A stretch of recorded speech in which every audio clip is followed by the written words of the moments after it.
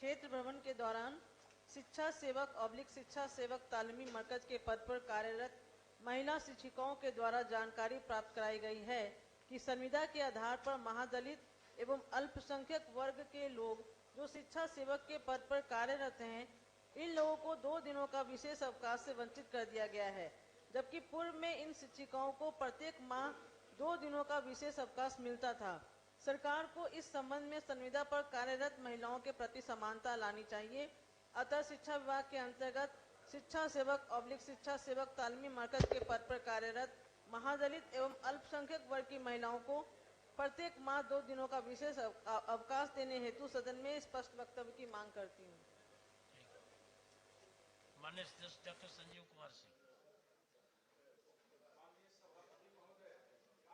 से प्राप्त सूचना अनुसार भारतीय संविधान की त्रिस्तरीय शासन व्यवस्था के अधीन स्थानीय स्वशासन लोकल सेल्फ गवर्नमेंट द्वारा नियुक्त कार्यरत नियमित शिक्षकों को राज्य कर्मी की पात्रता हेतु परीक्षोत्तीर्णता के प्रावधानोपरांत क्रमशः विद्यालय अध्यापक तथा विशिष्ट शिक्षक को उनके पूर्व की सेवा काल के आधार पर सेवा निरंतरता का लाभ नहीं देते हुए इन्हें नवनियुक्त शिक्षक की कोटि में रखा गया है, जबकि इसी कोटि के शिक्षकों को उनके सेवा काल के आधार पर ही प्रधानाध्यापक, प्रधान शिक्षक के साथ साथ शिक्षण प्रशिक्षण संस्थानों के व्याख्याता के रूप में नियुक्ति प्रावधानित है। पुनः विशिष्ट शिक्षक परीक्षोत्तीर्णता के बावजूद भी विभागीय निष्क्रियता के कारण राज्यकर्मी की पात्रता से अभी तक वंचित हैं, जबकि परीक्षोत्तीर्णता की तिथि से ही इन शिक्षकों को राज्यकर्मी घोषित किए जाने हेतु नियमावली में संशोधन अपेक्षित एवं अपरिहार्य है। अतः उपरोक्त वर्णित विद्यालय अध्यापक के साथ साथ विशिष्ट शिक्षक को सेवा निरंतरता का लाभ प्रावधानित किए जाने हेतु शून्यकाल के माध्यम से सरकार से अविलंब अग्रेतर कार्रवाई की मांग करता हूं। सभापति महोदय, इसके बारे में आपके कक्ष में बैठक भी हुई थी और माननीय मंत्री भी थे और आपके कक्ष में बैठक भी हुई थी। कृपया अपने स्तर से भी देखा जाएगा। माननीय सदस्य श्री अशोक कुमार। माननीय सभापति महोदय, सदर अस्पताल नवादा में प्रतिदिन हजारों की संख्या में मरीज इलाज के लिए आते हैं, लेकिन अस्पताल में इमरजेंसी विभाग के द्वारा जंक लगे मेडिकल इंस्ट्रूमेंट से मरीजों का इलाज किया जा रहा है, जिससे मरीजों में इन्फेक्शन होने का खतरा बना रहता है एवं सदर अस्पताल में स्ट्रेचर के अभाव में लाचार मरीजों को उनके परिजनों के द्वारा गोद में उठाकर वार्ड में इलाज के लिए ले जाते हैं। अतः मैं सरकार से सदन में सदर अस्पताल नवादा में नए मेडिकल इंस्ट्रूमेंट एवं स्ट्रेचर उपलब्ध कराने की मांग करता हूं।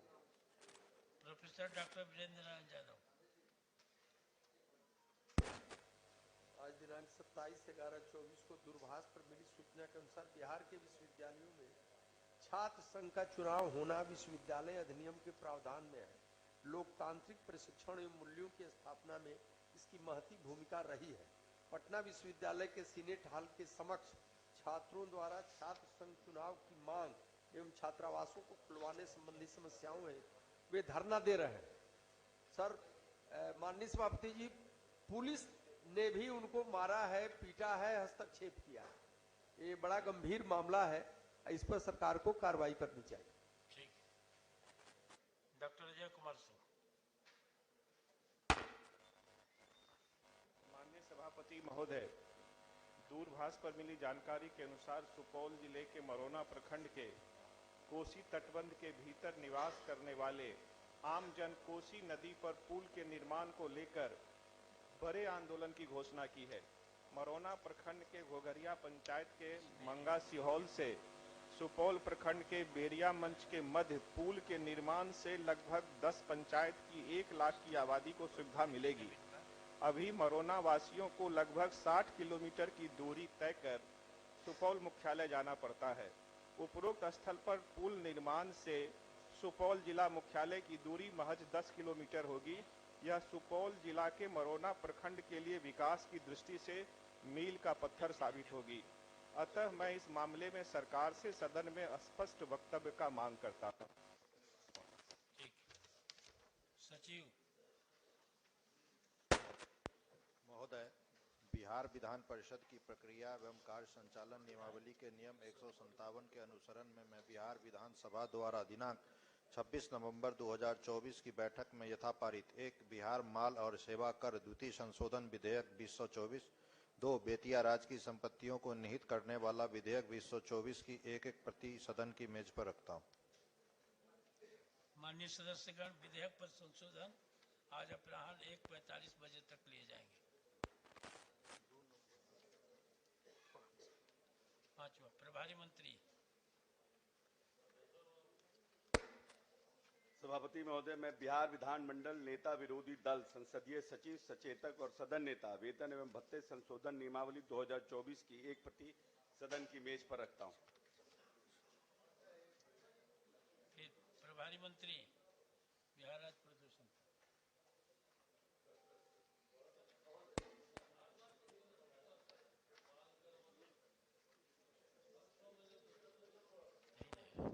महोदय, बिहार राज्य प्रदूषण नियंत्रण परिषद पटना के लिए अधिसूचित विशेषज्ञ संभाग नियुक्ति एवं सेवा नियमावली 2023 अभियंत्रण संभाग नियुक्ति एवं सेवा नियमावली 23 वैज्ञानिक संभाग नियुक्ति एवं सेवा नियमावली 23 प्रयोगशाला संभाग नियुक्ति एवं सेवा नियमावली 2023 की पुस्तिका सदन की मेज पर रखता हूँ।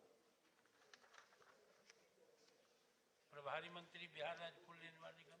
सभापति महोदय, मैं बिहार राज्य पुल निर्माण निगम लिमिटेड पटना की वित्तीय वर्ष 19-20 एवं 20-21 आपके प्रति आभार आसन के प्रति आभार प्रकट करता हूं कि आज सत्रारंभ के पश्चात शून्यकाल और ये गैर सरकारी संकल्प नए स्वरूप में सभी माननीय सदस्यों को दिया गया है, लेकिन नवल भाई का छूट गया है। कृपया कल से याद रखा जाएगा, इसके लिए बहुत बहुत आभार महोदय। ये कभी कभी हमारे चैम्बर में भी होता है, आके चैम्बर में कर लेंगे हमसे। सभापति महोदय, तो मिला ही है। यह बिहार विधान परिषद राज्य सरकार से अभिस्ताव करती है कि वह राज्य के सरकारी तथा मान्यता प्राप्त माध्यमिक उच्च माध्यमिक विद्यालयों में विभागीय अधिसूचना के तहत निर्धारित अवकाश तालिका के अनुरूप ही नामांकन, पंजीयन, परीक्षा आदि कार्यों के साथ साथ प्रशिक्षण कार्यक्रमों को भी आयोजित कराना सुनिश्चित करावे।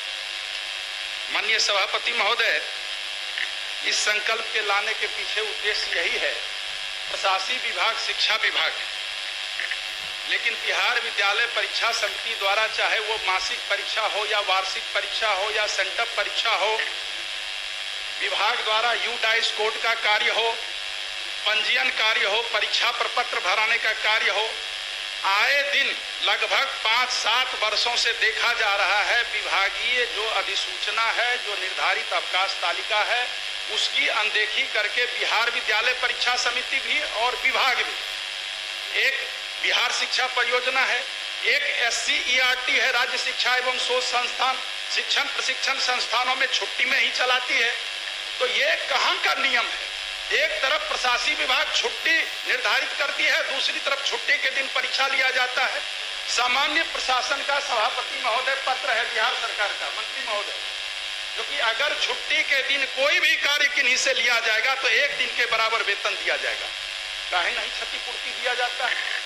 उसके बदले एक और विकल्प है, अगर छुट्टी के दिन कोई भी कार्य होगा तो उसके लिए अतिरिक्त अवकाश देय होगा, लेकिन कहीं कुछ देय नहीं होता है।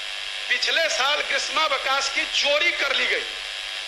मतलब हम ये शब्द को इसीलिए कह रहे हैं, सभी सदन जान रहे हैं, सदन में भी ये बात उठी थी, ग्रीष्मावकाश में छात्र छात्राओं के लिए अवकाश निर्धारित था और शिक्षकों को ग्रीष्मावकाश में सिर्फ स्कूल में बैठने के लिए कहा गया।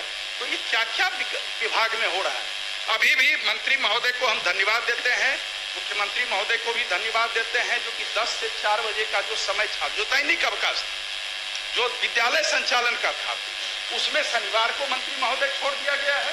शनिवार को मुख्यमंत्री महोदय ने विधानमंडल में ही कहा था, आपने भी कहा था, शनिवार को सब दिन हाफ डे होता था। तो ये सब जो हो रहा है, कम से कम इसको आप मंत्री के लिए कुछ छोड़िए। महोदय विभागीय स्तर पर ये स्पष्ट मंत्री महोदय कर दें, चूंकि मैं कोई ये संकल्प लाने की जरूरत ही इसलिए हुई क्योंकि जो सामान्य प्रशासन विभाग का निर्देश है उसके तहत या तो क्षतिपूर्ति उनको अवकाश दें या तो उनको 1 दिन के बराबर वेतन दें, नहीं तो आप ये निर्धारित कर दें जो शिक्षा विभाग का अवकाश है उस अवकाश के दिन कोई भी कार्य नहीं होगा, चाहे विविध प्रोत्साहन योजना हो वो भी खोल दिया जाता है। छठ के दिन पूजा है, लोग अर्घ देने जाएंगे, उस दिन ऑनलाइन आप नामांकन कीजिए, रजिस्ट्रेशन कीजिए, अब टीचर वहां बैठे रहेंगे, तो छुट्टी क्यों दे? तो मंत्री महोदय इसको संजीदगी से सहानुभूति ठीक है, बोलने दीजिए। माननीय मंत्री। शनिवार को हाफ डे को देखा माननीय जवाब नहीं बोलने करने की जरूरत नहीं है। माननीय सभापति महोदय, माननीय सदस्य को पहले तो विभाग को धन्यवाद देना चाहिए। ये महिलाओं के कहने पर हमने जितिया पर्व पर कभी छुट्टी नहीं रहती थी, हमने दिया है। छठ के पर्व पर एक दिन अतिरिक्त अवकाश दिया क्योंकि महिलाओं की संख्या शिक्षा विभाग में ज्यादा है, तो इसका भी उनको जिक्र करना चाहिए कि अगर हम लोग संवेदनशील नहीं रहते हैं तो छठ पर अतिरिक्त, जबकि वो सरकारी घोषित नहीं सरकार, लेकिन ठीक नहीं। और दूसरी बात है कि हाँ, लेकिन जहाँ तक प्रश्न है कि हम लोग जो सरकारी अवकाश घोषित है, हम लोग कोशिश कर रहे हैं, कभी कभी उसमें विसंगति हो सकती है, बट सामान्यतः हमने निर्देश दिया है कि जो भी सरकारी अवकाश है वो आप उस पर छुट्टी और काम न लें। लेकिन ये भी एक चैलेंज है, माननीय सदस्य ने इसका जिक्र नहीं किया, कि आज 6 लाख से ज्यादा शिक्षक हैं। जब 6 लाख शिक्षक को आप सोच लें कि अगर मुख्यालय में SCRT में ट्रेनिंग करानी हो और सभी डायट्स में 2 जिलों में ट्रेनिंग करानी हो और सिर्फ 5 ही दिन एक सप्ताह में साल में 2 बार करानी हो, तो कुछ व्यवधान बीच में आएंगे, कुछ व्यवहारिक कठिनाइयां आएंगी।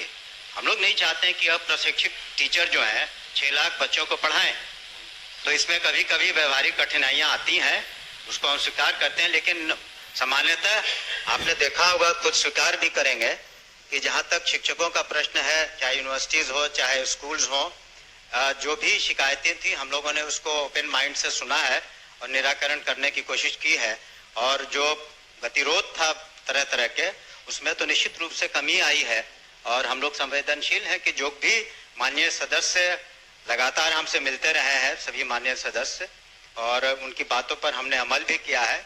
लेकिन कुछ व्यवहारिक कठिनाइयां आती हैं प्रशासन में, और इतने बड़े महकमे को 75,000 स्कूल हैं, 6 लाख से ज्यादा शिक्षक हैं और यूनिवर्सिटीज के अलग अपने इश्यूज हैं, तो उसमें कुछ एग्जाम कराने में या ट्रेनिंग कराने में कुछ व्यवहारिक कठिनाइयां आती हैं। लेकिन जानबूझ करके इस ख्याल से कि किसी शिक्षक को असुविधा हो या कर्मचारी को असुविधा हो, ऐसी बात नहीं है।